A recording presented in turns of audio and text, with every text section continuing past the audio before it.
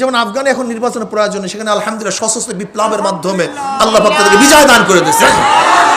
দরকার নেই, এটা তো লাজেম না। যদি এর চেয়ে ভালো কোনো সময় পাই আমরা, ইনশাআল্লাহ মাঠে ময়দানে বাতিলের মোকাবেলায় নফসে নফিস সামনাসামনি যুদ্ধ করার চান্স পাই, তখন কি আমরা নির্বাচনের ছাতা নিয়ে বসে থাকবো নাকি? কি কথা ঠিক না? তখন তো সেটা চলবে ইনশাআল্লাহ। মানে চরমনের অবস্থা এরকম হয়েছে, এখন পাঁচকল্লি টুপি এটা ইজাদ করছে থানবীর রহমতুল্লাহ আলাইহি, পরে সবাই, কিন্তু নাম হয়ে গেছে চরমনাই। কথাটা বুঝাতে পারি না। পাঁচকল্লি টুপি কি চরমনাই আলাদা বানাইছে? আমাদের যতটুক তাহাকিক, এটা প্রথম ইজাদ করছে, বানাইছে কে? থানবীর রহমতুল্লাহ আলাইহি। কিন্তু হয়ে গেছে কাদের টুপি? চরমনাই। ইল্লাল্লাহ জিকিরকে চরমনাই আবিষ্কার করছে। এরা কি করছে? যত তরিকাত পন্থী সবাই ইল্লাল্লাহ জিকির, শাহ ওলিউল্লাহ মুহাদ্দিস দিনপুর রহমতুল্লাহ আলাইহি থেকে শুরু করে শাহ আব্দুল আজিজ সাহেব রহমতুল্লাহ আলাইহি, শাহ আব্দুল রফিউদ্দিন সাহেব রহমতুল্লাহ, শাহ আব্দুল কাদের সাহেব রহমতুল্লাহ আলাইহি, হাজি সাহেব রহমতুল্লাহ আলাইহি, রশিদ আহমদ গঙ্গুই রহমতুল্লাহ, কাসেম নাজুর রহমতুল্লাহ আলাইহি, থানবী রহমতুল্লাহ, শাহ আহলে দেওবন্দ, সবাই ইল্লাল্লাহ জিকির করে।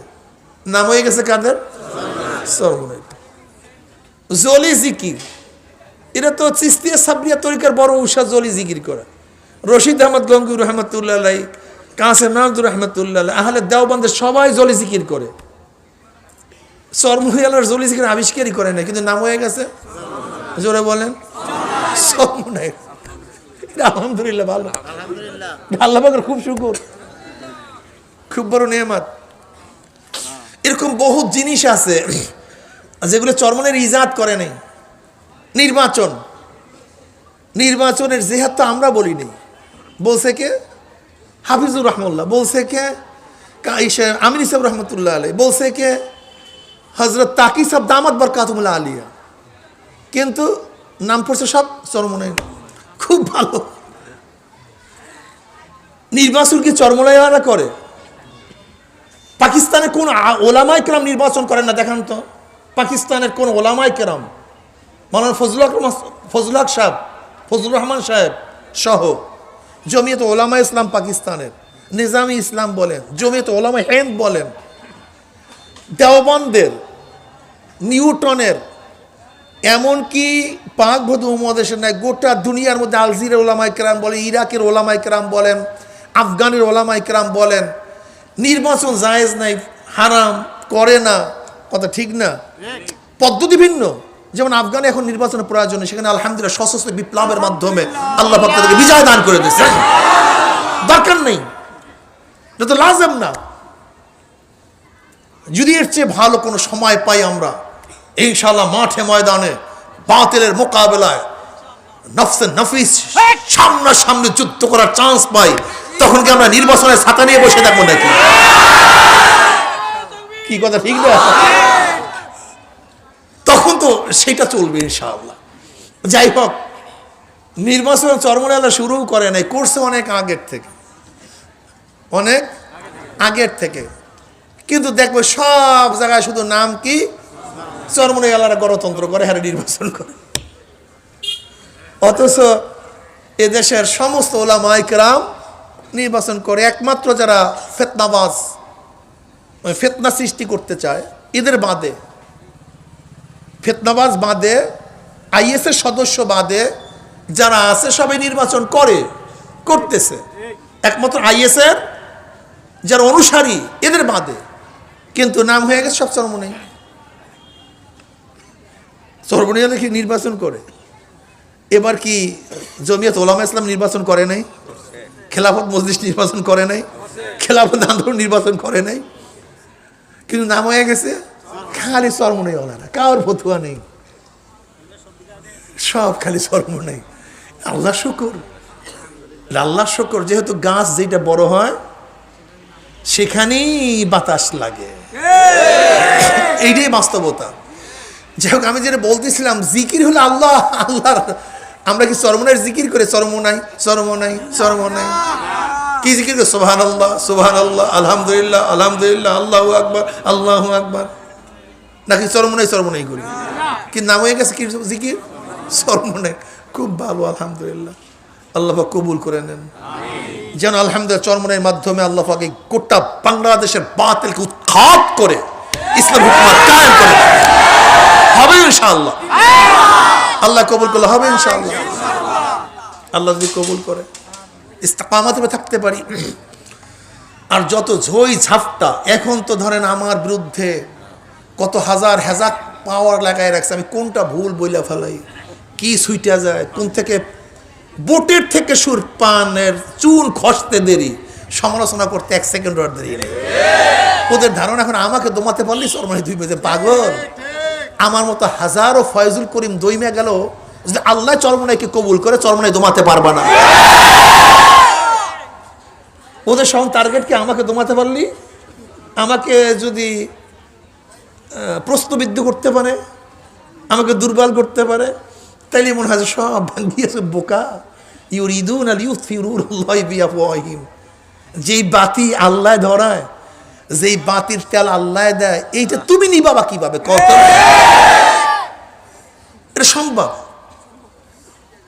দেখবেন আমার বিরুদ্ধে কত হাজার হাজার পাওয়ার নিয়ে দায় রয়েছে, হাজারো ভুল কত মুহাদ্দিসিনরা করতেছে, প্রতিদিন করতেছে। হইতে পারে, হওয়াটাই স্বাভাবিক, কথা ঠিক না? এই যে বয়ান করতেছে মুখস্থ, হাফেজরা এতবার হিফজ পড়ে, এদের ভুল হয় না? সূরা ফাতিহা ভুল হয় না? হ্যাঁ, এমন কোন মুহাদ্দিস আছে যাদের এবারতে ভুল হয় না? আমাকে দেখায়া দেন তো, এমন কোন মুহাদ্দিস আছে? এটা সম্ভব? হতেই পারে, বেখেয়ালে, বেখেয়াল হতে পারে। মনে ছিল একটা, বের হয়ে গেছে আর একটা, এইটাই তো নিয়ম। আমি সেদিন দেখলাম একটা বয়ান শুনলাম, আমি বলতেছি একটা, মনে জেহেনের মধ্যে একটা দিয়ে বলতেছি আর একটা, এইটুকু কিন্তু হয়। বাস দেখবেন সুবহান আল্লাহ, এমন গিবাত শিকায়ত আমার বন্ধুরা করে, আমি চিন্তা করছি এর চেয়ে ভালো বন্ধু আমার কিছু নেই।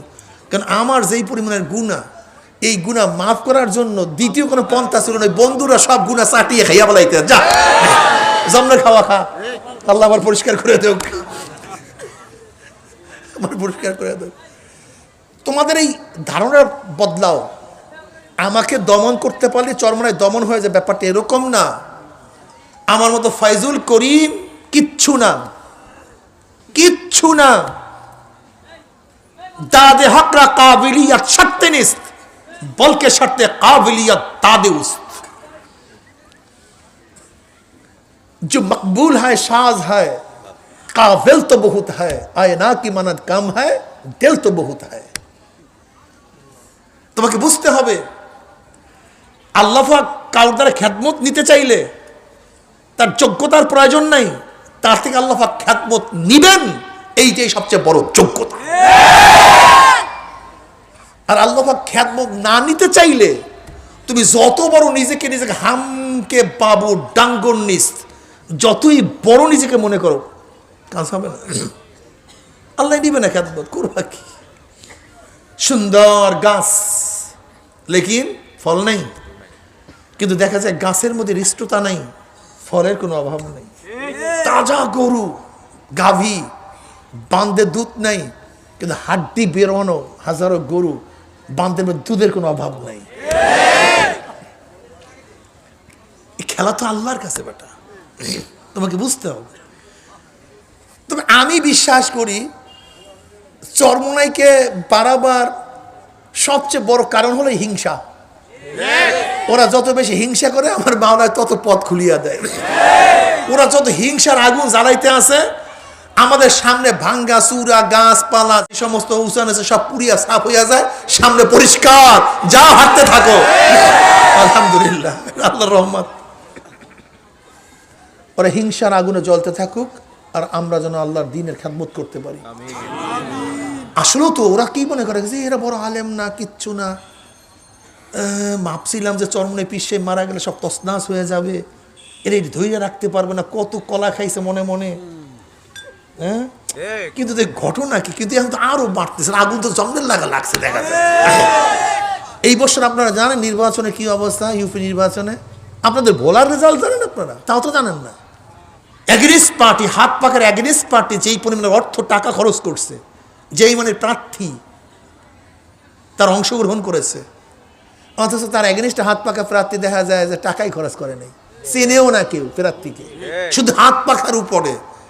যেই পরিমাণে ভোট পড়ছে, তোমরা যেই পরিমাণে টাকা খরচ করছো, তোমাদের মানের যে প্রার্থী, যদি এরকম প্রার্থী তার 10 ভাগের 1 ভাগ টাকা খরচ করতে পারতাম, তাই পুরা ভোলা জেলার প্রত্যেকটা প্রার্থী আমাদের হয়ে যেত।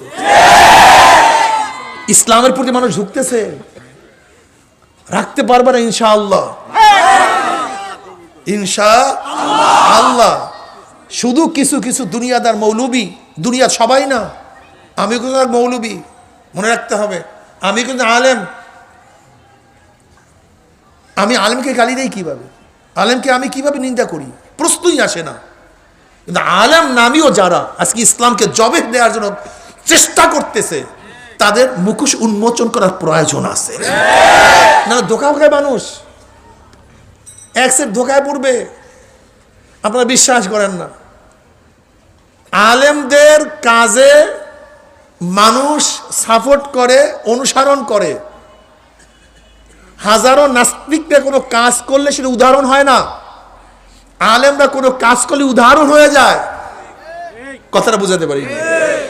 হাজারো নাস্তিকরা যদি বলে নামাজ লাগে না, এতে নামাজের মধ্যে সন্দেহ আসে না, কিন্তু যখনই কোনো আলেম বলে দরকার নেই এত নামাজের, তখনই সন্দেহ হয়। গোটা দুনিয়ার নাস্তিকরা যদি বলে দাড়ি লাগে না, এতে দাড়ির প্রতি সন্দেহ হয় না, কিন্তু কোন এক মৌলবী যদি বলে যে এত দাড়ি লাগে না, তখনই দাড়ি ছাটা শুরু হয়ে যায়। এই যে দেখছেন না জামাত শিবিরের ভাইরা, ওরাও তো আমাদেরই সন্তান, আমাদেরই সন্তান, আমাদের মুসলমান সন্তান। ওদের মধ্যে তো মন আছে, সুন্দর একটা কলব আছে, লেকিন এদের অধিকাংশ ছেলেরা দাড়ি ছাটার কারণটা কি, দাড়ি না রাখার কারণটা কি, সুন্নাত অনুযায়ী না চলার কারণটা কি? ওরা তো আমাদেরই সন্তান, এর কারণটা কি? ওদের মুরব্বীরা এর প্রতি গুরুত্ব দেয় না, বলে এত কিছু, যুবক মানুষ এত কিছু, শুধু একটু ধাক্কা মারছে কারবার শেষ হয়ে গেছে, শুধু একটু ধাক্কা মারছে কারবার শেষ। এমনি নাসুন্না বুড়ি আর হয়েছে ঢুলের বাড়ি। এমনি যুবকরা দাঁড়িয়ে রাখতে চায় না কাটতে চায়? কথা বলেন না কেন? আমার যদি ওস্তাদ বলে ঠিক, এরপর দিন দেখবেন মাদ্রাসার অর্ধেকের কারবার শেষ, অর্ধেকের কারবার শেষ, মারাত্মক। যাই হোক, আমি যে কথা বলতেছিলাম, ভাইও ফেতনা ফাসাদের জমানা, খুব সতর্ক হয়ে সামনে চলা চাই, খুব সতর্ক হয়ে, অনেক সতর্ক হয়ে সামনে চলা চাই। নবী আলাইহিস সালাতু ওয়াস সালামের পরিচয় আমাদের অনেকের মধ্যেই নেই। নবী আলাইহিস সালাতু ওয়াস সালামের পরিচয় আমাদের অনেকের মধ্যেই নেই। আমার নবীকে অনেকেই চিনি না। বলতে বলছে কি বলেন, নবীকে চিনি না মানে? আসলে দেখেন, নবীকে এক একজনে এক একভাবে চিনছি, কিন্তু আমার নবীর পূর্ণ পরিচয় আমাদের অনেকের কাছেই নেই। বিশ্বাস হয় না? দেখেন, আমরা জীবনভর শুনছি আমার নবী গরিবও ছিলেন, আমার নবী এতিমও ছিলেন, আমার নবী চিরা জামা গায়ে দিচ্ছেন, আমার নবী না খাইয়া ছিলেন। কি কথা ঠিক না?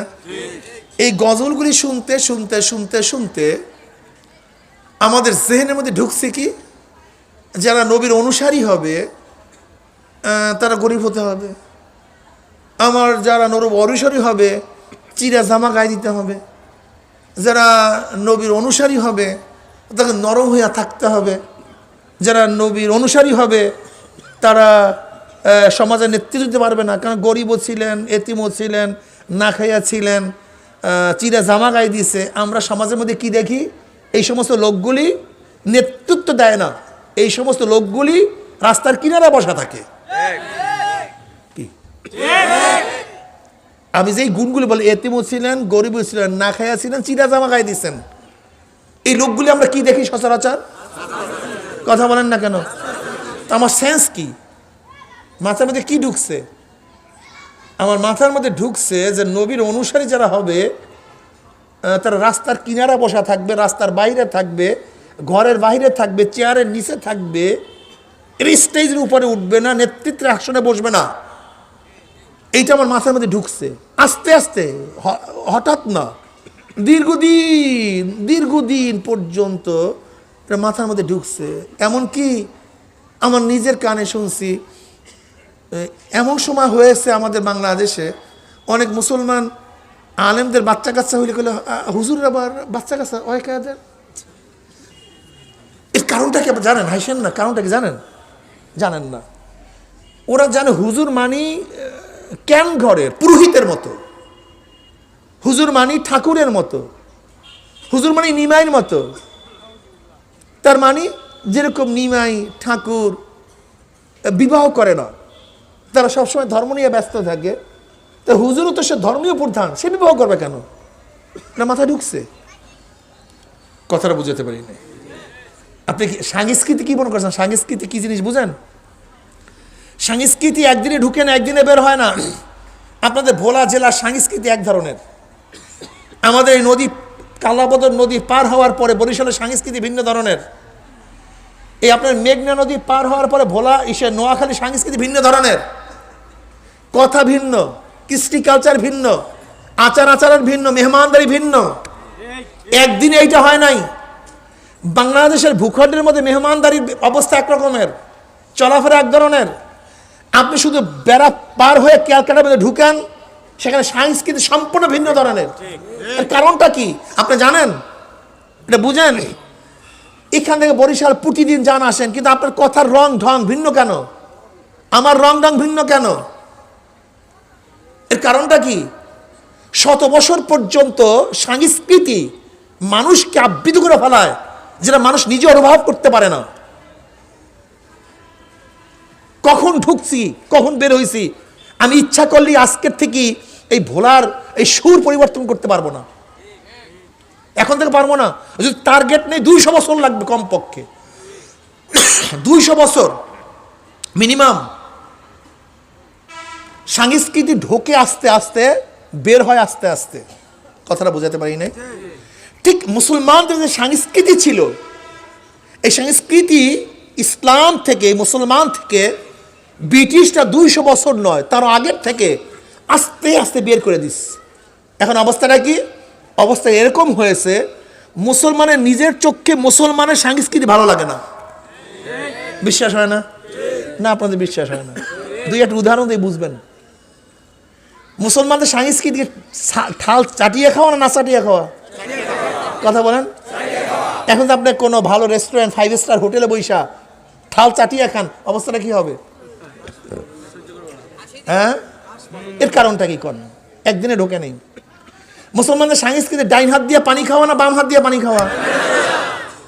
মুসলমানের সংস্কৃতি কি খানা রাখা না খানা সম্পূর্ণ খাওয়া? এখন যদি আপনি হোটেলে যান, যদি আপনি সুন্দর মতো না চাটেন, মোটামুটি সবই খান, তখন কি বলবে? এটা খেতে আসলো কোথার থেকে? এটা খ্রিস্টান এবং ইহুদিদের সংস্কৃতি, এটা মুসলমানের সংস্কৃতি না। কিন্তু মাথার মধ্যে ঢুকছে। আপনি যখন হোস্টেলে যাবেন, 5 স্টার হোস্টেলে যাবেন, 3 স্টার হোস্টেলে যাবেন, তখন দেখবেন আপনি পাগড়ি পরা, দাড়ি রাখা, লম্বা জামা গায়ে দেয়া, ইসলামী লেবাসে ঢুকতে আপনার কাছে কেমন কেমন যেন লাগবে। কারণটা কি? ওই এলাকার সংস্কৃতি এমন করছে, যেখানে মুসলমানের সংস্কৃতি নাই, খ্রিস্টানের সংস্কৃতি সেখানে ঢুকে গেছে। সেখানে বাম হাত দিয়ে পানি পান করতে হয়। মদ পান করে কি মুসলমানের সংস্কৃতি? আমাকে বলেন। যদি কোনো এলাকায় মদ থাকে, কোনো ঘরে মদ থাকে, সেখানে মুসলমান যাইতো? কিন্তু এই সমস্ত হোটেলে যাবেন, দেখবেন আপনার টেবিলের মধ্যে মদ দিয়ে গেছে। এমনকি আপনার বন্ধুরা মদ পান করবে, আপনাকে এমন অবস্থায় ফেলে দিবে যে আপনাকে তখন ভদ্রতা রক্ষা করতে গিয়ে একটা চুমুক দিতে হয়। আপনি বিশ্বাস করবেন কোথায় গিয়ে পুষছি? আচ্ছা বলেন তো, আমাদের সংস্কৃতি প্রথম দেখা হইলে সালাম দেওয়া না গুড বাই বলা না গুড মর্নিং বলা? কিন্তু বর্তমানে কিন্ডারগার্টেনে কি শিক্ষা দেয়, ইংলিশ মিডিয়ামে কি শিক্ষা দেয় আপনি কি জানেন? হ্যাঁ, good morning, bye bye, bye bye, এরকম বাই বাই সংস্কৃতি। আচ্ছা বলেন তো, আমাদের সংস্কৃতি টাই পরা, শর্ট প্যান্ট পরা? আমাদের সংস্কৃতি হাঁটুর উপরে না পরা, সুন্দর পোশাক পরা। কিন্তু ইংলিশ মিডিয়ামে, কিন্ডারগার্টেনে, নার্সারিতে এখন বাচ্চারা যখন স্কুলে যায়, দেখছেন তাদের পোশাকগুলি কি পোশাক বলেন তো? হ্যাঁ, হাফ প্যান্ট, টাই, সেখানে হেড টুপি। আপনি বলে স্বাভাবিক? আরে গাদাটা স্বাভাবিক না। এই ব্রেন তোমার থেকে আসে নাই। হাজার হাজার কোটি কোটি টাকা ব্যয় হচ্ছে শুধু সংস্কৃতি পরিবর্তন করার জন্য। একটা মানুষের আদর্শ নির্ভর করে সংস্কৃতির উপরে, একটা মানুষের চরিত্র নির্ভর করে সংস্কৃতির উপরে। চরিত্র মানে মদ খাওয়া খারাপ চরিত্র, মদ খাওয়া কি চরিত্র? আর মদকে বাদ দেওয়া ভালো চরিত্র। আমাদের দেশের কোনো মানুষ মদ পান করে না, কিন্তু তুমি যাও ইংল্যান্ডে, আমেরিকায়, ইউরোপ কান্ট্রিতে, মদ পান করে কোনো ব্যাপারই মনে করবে না। সংস্কৃতি হয়ে গেছে। আমাদের দেশে এক যুবক যুবতী এখানে নিয়ে আসতে পারবেন? গার্লফ্রেন্ডকে এখানে নিয়ে আসতে পারবেন? ইউনিভার্সিটিতে যান, একজনের মধ্যে আর একজন শুয়ে থাকেন, কোনো ব্যাপার না। এর কারণটা কি? ওখানে সংস্কৃতি সেইভাবে করে ফেলাইছে, ওই মাহওয়ালটা সেইভাবে করে ফেলাইছে। আপনার আমার টেনশন নাই, চিন্তা নেই। ইসলামকে বিদায় দেওয়ার জন্য কি প্ল্যান চলতেছে আপনার খবরই নেই। আপনি মোল্লা মৌলবী চিন্তা করতেছেন, মসজিদে এখনো লোক দেখছি, অমুক দেখছি, তমুক দেখছি, কিন্তু মসজিদের মধ্যে যতজন লোক ঢুকছে এর মধ্যে কতজন লোকের ঈমান আছে আপনি জানেন? ঈমান আছে কতজন? নবী আলাইহিস সালাতু কি বলেন জানেন? অনেক মুসল্লি নামাজ পড়ে কিন্তু ঈমান নাই। অনেক মুসল্লি কিন্তু ঈমান নাই। অন্য হাদিসের মধ্যে আসছে, কেউ ভোরে মুমিন বিকালে কাফের, বিকালে কাফের ভোরে মুমিন। আমরা বিশ্বাস হয় কিনা জানি না। যদি আমি এখানে ঈমানের সাকনি দিয়া ঈমানকে সাকি, আল্লাহ মাফ করুক, আমাদের অনেকের ঈমানই চলে যাবে। নামাজ পড়ি, রোজা রাখি, ঈমানের অবস্থা কত খারাপ আমি বিশ্বাস করতে পারবেন না, বিশ্বাস করতে পারবেন না। আমি মুসলমান, আমি চলবো কি অনুযায়ী? আমি মুসলমান কি অনুযায়ী চলবো? ইসলাম অনুযায়ী। আমি মুসলমান কি অনুযায়ী চলবো? ইসলামকে বাদ দিয়ে মুসলমান কিছু করতেই পারে না, সুযোগই নেই। ইসলামকে ছাড়া মুসলমান কিছু করতে সুযোগই, হ্যাঁ সুযোগ আছে, ইসলামকে বাদ দিতে হবে। কিন্তু ইসলাম যখন তুমি মানবা তখন ইসলামকে বাদ দিয়ে আমার কিছু করার সুযোগ নেই। কিন্তু ইসলামকে বাদ দিলে সবকিছু করার কি আছে? যেমন উদাহরণ, আচ্ছা বলেন তো, ইসলামকে বাদ দিয়ে আমার তাকানোর সুযোগ আছে? একটা মহিলার দিকে আমি তাকাতে পারবো যে আমার জন্য তাকানো জায়েজ নেই? সিনেমার দিকে তাকাতে পারবো? হারাম জিনিসের দিকে তাকাতে পারবো? কিন্তু ইসলামকে বাদ দিলে তাকাতে পারবেন কি পারবেন না? তা যখন ইসলামকে নিছি তখন সব দিকে তাকানো, কিন্তু ইসলামকে যখন বাদ দিছি, তা আমি মুসলমান, ইসলামকে বাদ দিয়ে তাকাতে পারি না। আচ্ছা বলেন তো, আমি মুসলমান, হারাম জিনিস শুনতে পারি ইসলামকে বাদ দিলে? তাই মুসলমান অবস্থায় হারাম জিনিস শোনা যায় না, ইসলামকে বাদ দিলে শোনা যায়। আচ্ছা বলেন, তাই মুসলমান ইসলামকে বাদ দিয়ে কিছু খেতে পারি, কিন্তু ইসলামকে বাদ দিলে সব কিছু খাওয়া যায়। আমি কি ইসলামকে বাদ দিয়ে কথা বলতে পারি? মিথ্যা বলতে পারবো? গীবাত, শিকায়েত? কেন? আমি কি মুসলমান গীবাত করতে, মিথ্যা বলতে ইসলামকে বাদ দিলে? তাই দেখেন, আমি ইসলামকে বাদ দিয়ে কথা বলতে পারি না, ইসলামকে বাদ দিয়ে দেখতে পারি না, যেহেতু আমি মুসলমান। ইসলামকে বাদ দিয়ে কিছু শুনতে, আচ্ছা বলেন, ইসলামকে বাদ দিয়ে হাত দিয়ে কিছু করতে পারেন? মদ স্পর্শ করতে পারবেন? সুদের টাকা, ঘুষের টাকা, জুলুম, অত্যাচার, অবিচার, খুন, ইসলামকে বাদ দিলে? যেহেতু এই মুসলমান, ইসলামকে বাদ দিয়ে আমি অন্য কিছু করতে, ইসলামকে বাদ দিয়ে আমি হাঁটতে পারি না, ইসলামকে বাদ দিয়ে আমি খেতে পারি না। কেন? আমি বসলেই চিন্তা করবো আমাকে বিসমিল্লাহ বলিয়া খাইতে হবে, ডাইন দিক থেকে শুরু করতে হবে, এইভাবে খেতে হবে, ঠিক না? ইসলামকে বাদ দিয়ে আমি খাইতেও পারি না, শুইতেও। কেন? যখনই শুইতে যাই তখনই ডাইন কাঁধে শুইতে হয়, দোয়া পড়তে হয়, ঠিক না? ওঠার সময় ইসলামকে নিয়ে উঠি, ইসলামকে বাদ দিয়া ঘুম থেকেও মুসলমান উঠতে পারে না। ইসলামকে বাদ দিয়ে মুসলমান বাথরুমে ঢুকতে পারে না, কি আজীব! যখনই বাথরুমে ঢুকতে যাই ইসলাম বলে খবরদার ডাইন পাও দিয়ে ঢুকিস না, বাম পাও দিয়ে ঢোক। যখনই আমি বাথরুম থেকে বের হইতে, ইসলাম কি বলে? খবরদার ডাইন পাও দিয়ে বের হ, বাম পাও দিয়ে বের হইস না। যখনই আমি বিবাহ করতে যাই ইসলাম বলে এইভাবে বিবাহ কর, খবরদার এর বাইরে বিবাহ করবি তোর বিবাহ বৈধ না, তোর যত সন্তান হবে সব অনাদর জেনা হবে, খবরদার এইভাবে কর। কি বুঝলেন ভাই? ইসলামকে বাদ দিয়ে মুসলমান দেখতে পারে না, ইসলামকে বাদ দিয়ে মুসলমান শুনতে পারে না, ইসলামকে বাদ দিয়ে মুসলমান কথা বলতে পারে না, ইসলামকে বাদ দিয়ে মুসলমান হাত নাড়াতে পারে না, ইসলামকে বাদ দিয়ে মুসলমান পাও চলতে পারে না, ইসলামকে বাদ দিয়ে মুসলমান খাইতে পারে না, ইসলামকে বাদ দিয়ে বাথরুমে পর্যন্ত মুসলমান যেতে পারে না। কি আজীব, কি কথা বলেন না? আমার ওয়াজটা বুঝছেন আপনারা? ইসলামকে বাদ দিয়ে মুসলমান রাজনীতি করে কেমনে কোন তো আমাকে বুঝে দেন। এবার যে কোনো কথা বললেন না, সবাই চুপচাপ কেন কর দিন? এইবার ধরা খাইছে। ইসলামকে বাদ দিয়ে যেখানে ছোট থেকে ছোট কাজ মুসলমান করতে পারে না, সেই ইসলামকে বাদ দিয়ে রাজনীতি করলেন কেন?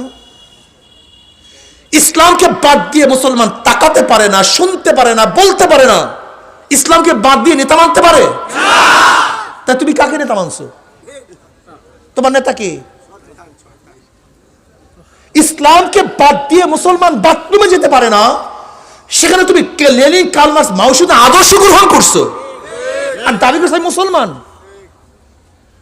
আমি বলবো যেরকম ইসলামকে বাদ দিলে সব দিকে তাকানো যায়, সব জিনিস শোনা যায়, সব কথা বলা যায়, সব কাজ করা যায়, ঠিক তুমি ইসলামকে বাদ দিয়ে ওই শয়তানদের রাজনীতি ধরছো, ইসলামকে নিয়ে ধরতে পারো না। তুমি পারো না তা না, কিন্তু একটা বাদ দিছো আর একটা ধরছো। ইসলামকে বাদ দিছো, শয়তানি ধরছো। বিশ্বাস হয় না। মেয়া স্বার্থ কি জিনিস আপনি জানেন? ইসলামই তো বুঝি না, বিশ্বাস হয় না। বিশ্বাস করে আমার দুঃখ এখানে, মুসলমান ইসলাম বুঝে না। শুধু কি তাই, প্রত্যেকে ইসলাম নিজের খেয়াল খিসু অনুযায়ী বুঝবে। বুঝেন না? আমি ইসলাম অনুযায়ী চলতে চাই না, বলেন ইসলামকে আমার অনুযায়ী চালাতে চাই। আমি ইসলাম অনুযায়ী চলতে, বরং ইসলামকে আমার অনুযায়ী চালাইতে চাই। মানে যতটুক ইসলামের সাথে আমার সাংঘর্ষিক না, ততটুকু ইসলাম মানি। যেখানে কি ইসলাম আমার কাজের সাথে সাংঘর্ষিক হয়ে যায়, সেখানে ইসলামকে বাদ দেই, আমার কাজকে প্রাধান্য দেই। অথচ মুসলমান কি হওয়া উচিত ছিল? ইসলামকে বাদ দিয়ে মুসলমান হাঁটতে পারে? পারে কোন তো? সবাই হাঁটে। একজনে দেখতেছেন রাস্তা দিয়ে বাম দিক থেকে হাঁটতেছে, আপনি ঘুরে ডাইন দিক গেলেন কেন? আপনি কি কাজী? আমি বাম দিক থেকে না, আমাকে ডাইন দিক থেকে হাঁটতে হবে। একদিন চিন্তা করছো? সবাই মহিউস সুন্নাত, সুন্নাত জিন্দা করি, পাগল হয়ে গেছে। আচ্ছা বলেন তো, রাস্তার ডাইন দিকে হাঁটা সুন্নাত না বাম দিকে হাঁটা সুন্নাত? আমাদের গাড়ি চলে কোন দিকে? আমরা চলি কোন দিকে? আচ্ছা, এই সুন্নাতকে বাস্তবায়ন করার জন্য আজ পর্যন্ত কোনো আলেমদের বয়ান শুনছেন? কারণটা কি বলেন তো? কারণটা কি বলেন তো?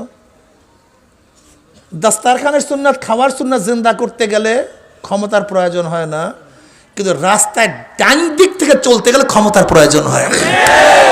এই জন্য এই সুন্নাতকে কেউ জিন্দা করতে চায় না। সুন্নাত ঠিকই আছে, কিন্তু এই সুন্নাতের নামও নেয় না। এই সুন্নাতের সুন্নাত কি জিনিস? সুন্নাত কাকে বলা হয়? আত-তরিকাতুল মাসলুকাতু ফিদ-দ্বীন। হাদিসের মধ্যে যে সুন্নাত আছে, সুন্নাতের অর্থ কি? আত-তরিকাতুল মাসলুকাতু ফিদ-দ্বীন, দ্বীনের ওই রাস্তা যার উপরে মুমিন চলে। আমার নবীর 23 বছরের জিন্দেগি হলো সুন্নাত। ইমামে আজম আবু হানিফা রাহমাতুল্লাহ আলাইহি বাজারে যাইতেন, লোকেরা প্রশ্ন করে, হযরত আপনি বাজারে আসছেন কেন? বলে, আমি যে রুমে বসিয়া বেচা কিনার ফতুয়া দেই, আমি দেখার জন্য আসছি সেই ফতুয়া অনুযায়ী বেচা বিক্রি চলে কি চলে না। বলেন তো, আজকে কি আমাদের ওলামায়ে কেরাম যারা রুমে বসিয়া ফতুয়া দেই, এরা কি একদিনও দেখছি যে আমার ফতুয়া অনুযায়ী দেশের মধ্যে আইন চলে কি চলে না? কিতাবুন নিকাহ পড়াই, কিন্তু বিবাহ কি আমার ফতুয়া অনুযায়ী চলে? হ্যাঁ? ইসলাম মহিলাদেরকে কখন বিবাহ দিতে পারবে, একটা বাচ্চা একটা ছেলে কখন বিবাহ করতে পারবে, ইসলাম বলছে কি বলে নাই? কিন্তু বর্তমানে আইন কি বলছে? 18 বছর আগে আর পুরুষদের বয়স কত? 22। 22 বছর আগে ইসলাম কি বলছে 22 বছর আগে পারবা না? কথা বলেন না কেন? 18 আগে পারবা না? তা তুমি এইটা পড়াইলা কেন? লাভটা কি? ইসলাম বলছে এক ধরনের, তুমি সেটা বাস্তবায়ন করতে পারতেছো না। তালাকের মাসালা পড়ছি, তুমি কি পারবা এখন তালাকের মাসালা জারি করতে? বুয়ুর মাসালা পড়ছো, তুমি কি একদিনে দেখছো বেচা বিক্রি আমার ফতোয়া অনুযায়ী চলে কি চলে না? তুমি কিতাবুল কাজা পড়ছো, একদিনে দেখছো ম্যাজিস্ট্রেট কোর্ট আমার পড়ানো অনুযায়ী বিচার হয় কি হয় না? হাইকোর্ট হয় কি হয় না? সুপ্রিম কোর্টে হয় কি হয় না? হুদুদের মাসালা পড়ছো, হুদুদ নাফেজ হয় কি হয় না? একদিনে চিন্তা করছো? মাথার মধ্যে চিন্তাই তো নাই। সুন্নাত জারি করে ফেলে ঈশ্বর, এগুলি কি সুন্নাত না? এগুলি কি আমার নবী সুন্নাত বাস্তবায়ন করেন নাই? চিন্তাই করি না। আমার নবী এতিমও ছিলেন, গরিবও ছিলেন, না খায়া ছিলেন। এই বয়ান শুনছে। আমার নবী নরমও ছিলেন, কিন্তু আমার নবী গরমও ছিলেন। এই বয়ান কতদিন শুনছেন বলেন তো? হ্যাঁ, আমার নবী কি ছিলেন? নরমও ছিলেন, আবার কি গরমও ছিলেন। জমনের গরম, অল্প গরম না। মুহাম্মদুর রাসূলুল্লাহ ওয়াল্লাযীনা মা'হু আশিদ্দাউ আলাল কুফফারি রুহামাউ বাইনাহুম তারাহুম রুকআন সুজদান ইয়াফতাগুনা ফাদলাম মিনাল্লাহি ওয়া রিদওয়ানা। আশিদ্দাউ আলাল কুফফার, কাফের বেঈমান মুশরিকদের বিরুদ্ধে খুবই কঠিন, খুবই মারাত্মক। আগে গরম, এরপর রুহামাউ বাইনাহুম, এরপর নরম। আমার নবী এতিমও ছিলেন, গরিবও ছিলেন, কিন্তু এই বয়ান কি শুনছেন? আমার নবী প্রেসিডেন্ট ছিলেন, প্রাইম মিনিস্টার ছিলেন, প্রধানমন্ত্রী ছিলেন। কথা বলেন না কেন? আমার নবী কি ছিলেন? প্রেসিডেন্ট ছিলেন, বাদশা ছিলেন, দেশের প্রধান ছিলেন, প্রাইম মিনিস্টার ছিলেন। এই বয়ান শুনছি, বয়ান শুনেই নাই। আমার নবী গরিবও ছিলেন, এতিমও ছিলেন, এই বয়ান শুনছেন। কিন্তু আমার নবী প্রধান সেনাপতি ছিলেন, এই বয়ান শুনছেন? আমার নবী এতিমও ছিলেন, গরিবও ছিলেন, শুনছেন। কিন্তু আমার নবী প্রধান বিচারপতি ছিলেন, এটা কত জনে জানেন? আমার নবী এতিমও ছিলেন, গরিবও ছিলেন, কিন্তু তিনি যে বিজ্ঞানী ছিলেন, দার্শনিক ছিলেন, সাহিত্যিক ছিলেন, গবেষক ছিলেন। আল্লাহ পাক তাকে আউয়াল এবং আখিরাত সমস্ত ইলম দান করছেন, এটা কত জনে জানি বলেন তো? আমার নবী তো জবনের ধনী ছিলেন, অনেক বড় ধনী, কিন্তু ধনত্ব গ্রহণ করেন নাই, লাত্তি দিয়ে ফালাইয়া দিয়েছেন। গোরাবাদ এক জিনিস, আর গোরাবাদকে গ্রহণ করা ভিন্ন জিনিস। গরিব হওয়া এটা গজব, আর গরিবকে গ্রহণ করা রহমত। আমার নবী তো গরিব ছিলেন না, গোরাবাদ তিনি গ্রহণ করছেন, দুনিয়াকে তিনি নেন নাই। সবই তো আমার নবীর জন্য। আমার নবী গরিব হবেন কেন? হ্যাঁ, কিন্তু তিনি গোরাবাদকে গ্রহণ করছেন। দরকারটা কি? দরকারটা কি?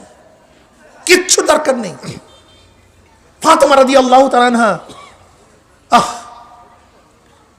হযরত আলীউল মুর্তজা রাদিয়াল্লাহু তাআলা আনহু, তিনি বয়ান করেন, শুনবা সরদার দু আলম আলাইহিস সালাতু ওয়াস সালামের কলিজার টুকরা ফাতেমার অবস্থা শুনবা, যাকে সবচেয়ে আমার নবী বেশি আদর করতেন, তার ইতিহাস শুনবা। বলে কি বলেন? নবী আলাইহিস সালাতু কলিজার টুকরা নিজে জাতা ঘুরাতে ঘুরাতে হাতের মধ্যে দাগ পড়াইয়া ফেলাইস, পানির মস্ক টানতে টানতে বুকের মধ্যে দাগ পড়াইয়া ফেলাইস। আলী মুর্তজা রাদিয়াল্লাহু ফরমান, আমার নবীর কলিজার টুকরা ফাতেমা এবং আমি একই বিছানায় শুই, বিছানা মাত্র একটা, তাও আবার কি একটা চামড়া, একটা দুম্বার চামড়া, এইটা আমাদের বিছানা। আবার কি সেই দুম্বার চামড়ায় নিচে, সেই দুম্বার চামড়ায় নিচে লাসিয়া, আবার তার উপরই উটের এবং বকরির খাদ্য দিই। এইটি আমাদের বিছানা। একই সাথে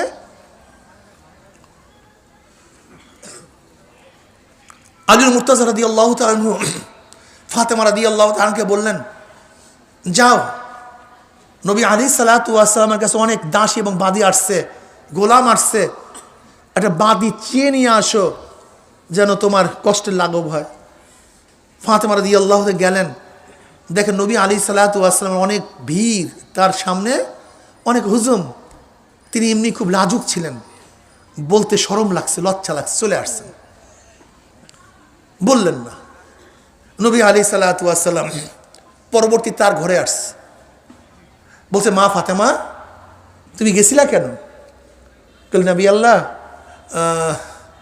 আপনার জামাই বলছে আমার এই কষ্ট হয়, হাতের মধ্যে দাগ পড়িয়ে গেছে, বুকে দাগ পড়িয়ে গেছে, যদি একটা কাজের একটা বাদি পাইতাম একটু আরাম হইত।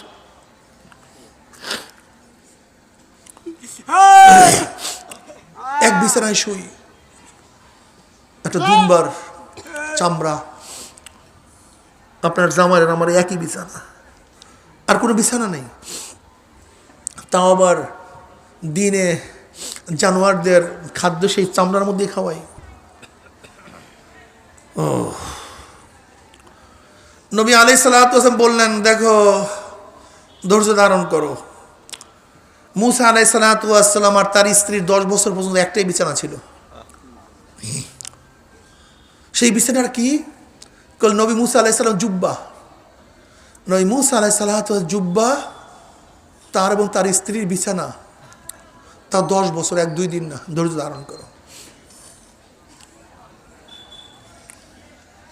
ফাতেমা তুমি 33 বার সুবহানাল্লাহ, 33 বার আলহামদুলিল্লাহ, 34 বার আল্লাহু আকবার পড়বা, এটা তোমার জন্য সবচেয়ে বেশি উত্তম হবে। ফাতেমা রাদিয়াল্লাহু বলেন ইয়া নবী আল্লাহ আমি রাজি, আমি রাজি। ফাতেমা রাদি অন্য রওয়ায়াতের মধ্যে আসছে ফাতেমা রাদিয়াল্লাহু তাআলা আনহা যা নামাজের মধ্যে কাঁদতেছিলেন, নবী আলাইহিস সালাম বললেন ফাতেমা তুমি দুনিয়া চাও? জানামাজ উল্টাও, গোটা দুনিয়ার সম্পদ তোমার জানামাজের নিচে রাখা আছে।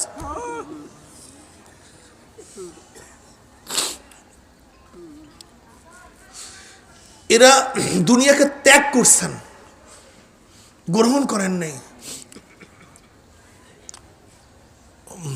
জনাবে মুহাম্মদ রাসূলুল্লাহ সাল্লাল্লাহু আলাইহি ওয়াসাল্লাম না খেয়েও ছিলেন, আবার দুম্বার খাসির পাঁজরের গোশত তার কাছে সবচেয়ে বেশি প্রিয় ছিল, সেটা সবচেয়ে স্বাদ।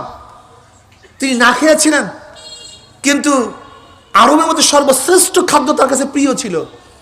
সারিফ আরবের মধ্যে সর্বশ্রেষ্ঠ খাদ্য, এটা আমার নবীর কাছে প্রিয় ছিল।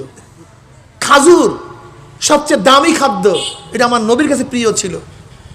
দুধ সবচেয়ে দামি খাদ্য, এটা আমার নবীর কাছে প্রিয় ছিল। বাহরাইন থেকে আমার নবীর কাছে একটা শাল হাদিয়া আসছে, যার দাম 1 লক্ষ টাকার উপরে। কাজে আমার নবী আলাইহিস সালাতু ওয়াস সালাম দুনিয়াকে লাথি মেরে প্রত্যাখ্যান করছেন। সবই তো আমার নবীর।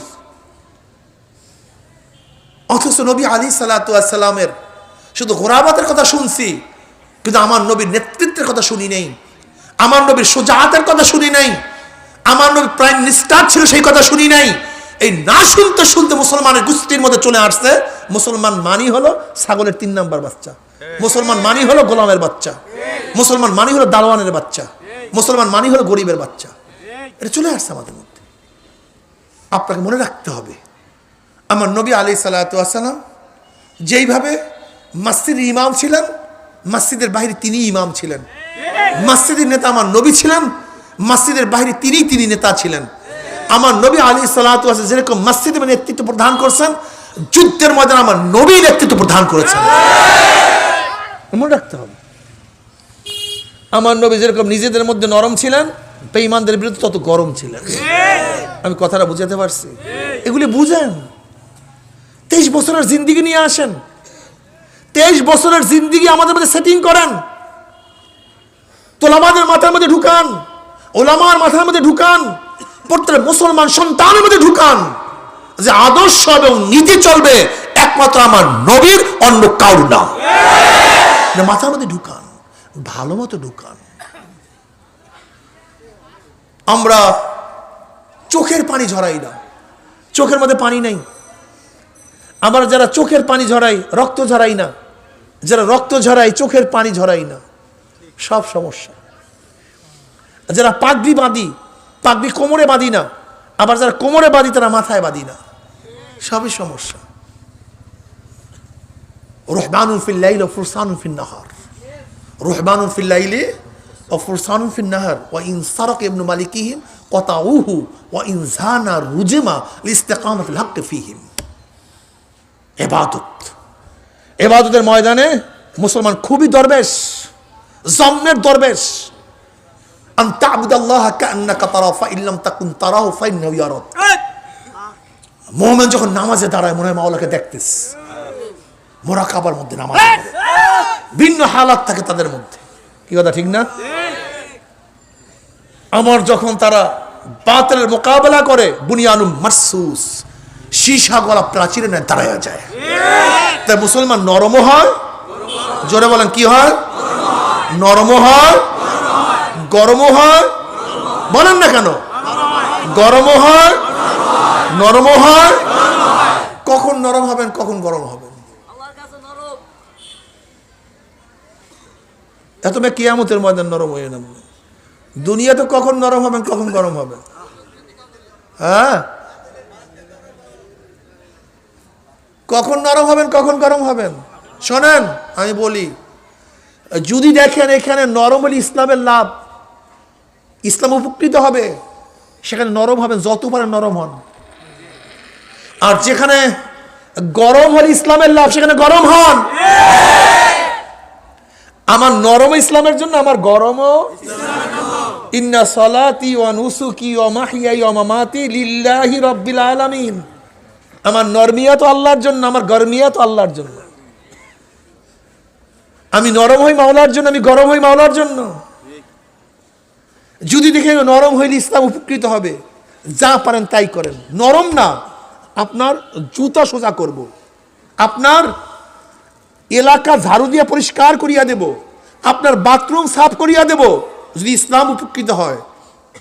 আর যদি দেখি এখানে নরম হইলে ইসলাম দুর্বল হয়ে যায়, ইসলামকে ব্যাড কমান্ড করবে, ইসলাম ক্ষতিগ্রস্ত হবে, ইসলাম পদদলিত হবে, সেখানে জীবন যেতে পারে, কিন্তু মুসলমান নরম হতে পারে না।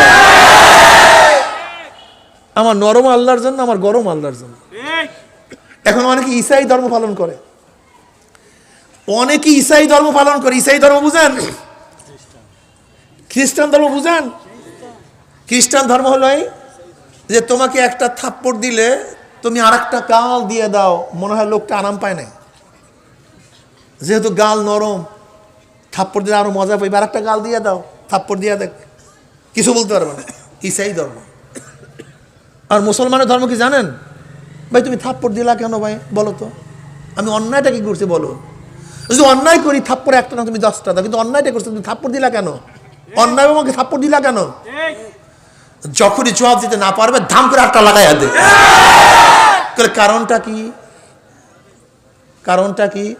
ইসলাম বলতে চায়, ও যদি তোমাকে অবৈধভাবে থাপ্পড় দিয়া চলিয়া যায়, তোমার পর্যন্ত থাপ্পড়টা ঠিক, তোমার পর্যন্ত থাপ্পড়টা থাকবে না, ও আর একজনকে থাপ্পড় দিবে। এখন থাপ্পড় দিবে, আরেকজনকে ঘুষি মারিয়া দিবে, আরেকজনকে ঘুষি মারবে, পরবর্তীতে সে তলোয়ার দিয়ে হত্যা করবে। কিন্তু এখন যদি থাম করে বাড়িয়া দাও, দ্বিতীয় আর কাউকে থাপ্পড় দিতে পারবে না। ইসলাম বুঝো, খালি নরম, খালি নরম। হুজুর আমরা তো রাগান কেন? বলবো ভাই আমাদের মধ্যে রাগ নাই, রাগ সব তোমাদের মধ্যে না, আমার সাথে নরম। ধ্বংস করে ফেলাইস। ব্রিটিশ আমাদের মাথার মধ্যে এমন ভাবে সংস্কৃতি ঢুকাইয়া দিছে, ইসলামের পুরো সংস্কৃতি উল্টাইয়া দিয়া ইহুদি এবং খ্রিস্টানদের সংস্কৃতি আমাদের মধ্যে ঢুকাইয়া দিছে। ওলামা হেন কা শানদার মাঝি, ওলামা হেন কা শানদার মাঝের এই মুসান্নিফ চার্লসের কিতাব, উনি লিখছে যে ব্রিটিশ 200 বছর শোষণ করার পরে মুসলমানের ক্ষতিটা কি হয়েছে। অনেক লিখছে মুসলমানদের ত্যাগের ইতিহাস, কাজের ইতিহাস, সব কিছু তুলে ধরছে। এরপর তিনি বলতে চান মুসলমানদের ক্ষতিটা কি হয়েছে। ব্রিটিশ দেশ দখল করার পরে 80,000 আলেমকে হত্যা করছে, চাকরির চর থেকে শুরু করে খায়বার পর্যন্ত 14,000 আলেমকে ফাঁসিতে ঝুলাইছে। এই বাংলার মধ্যে 80,000 মাদ্রাসাকে ভুলুন্ঠুতি করছে, ধূলিসাৎ করছে। দিল্লির মধ্যে 1,000 মাদ্রাসাকে তছনছ করছে। হাজার হাজার আলেমরা হিজরত করতে বাধ্য হয়েছে। কত আলেমকে যে আগুনে পোড়াইছে তার ইয়াত্তা নেই। মিস্টার টমসন বলেন, টমসন ওই ব্রিটিশদের বড় একজন সাংবাদিক, উনি বলেন আমি একবার আমার খ্রিস্টান এক তাঁবুর মধ্যে গেলাম, হঠাৎ দেখি আমার নাকের মধ্যে মনুষ্য পড়ার গন্ধ আসতেছে। আমি চিন্তা করলাম কোথার থেকে মানুষের পোড়া গন্ধ? আমি তাঁবুর থেকে বের হলাম, আমি দেখছি তাঁবুর অদূরে 80 জন আলেমকে উলঙ্গ অবস্থায় আগুনের মধ্যে নিক্ষেপ করা হয়েছে, পসপস করে পড়তেছে। আর 80 জন আলেমকে উলঙ্গ করা হয়েছে, আগুনে নিক্ষেপ করবে। মিস্টার টমসন বলেন, ও ঈশ্বরের কসম, যার হাতের মধ্যে আমার জীবন, বড় বড় নেতারা শুধু প্রশ্ন করতেছে, আলেম তুমি শুধু এই কথা বলো যে সিপাহী বিপ্লবে, আজাদি বিপ্লবে তুমি ছিলা না, অংশগ্রহণ করো নাই, শুধু এতটুকু বলো, এতটুকু বললেই তোমাদেরকে ছেড়ে দেওয়া হবে। শুধু অংশগ্রহণ করো নাই, এতটুকু বলো। মিস্টার টমসন বলেন, ও ঈশ্বরের কসম, যার কুদরতে হাতের মধ্যে আমার জীবন, 80 জন আলেম, 80 জন আলেম আগুনে ঝাঁপ দেওয়ার জন্য প্রস্তুতি নিয়েছে, কিন্তু অস্বীকার করতে একজনের প্রস্তুতি নেয়নি, একজনও না।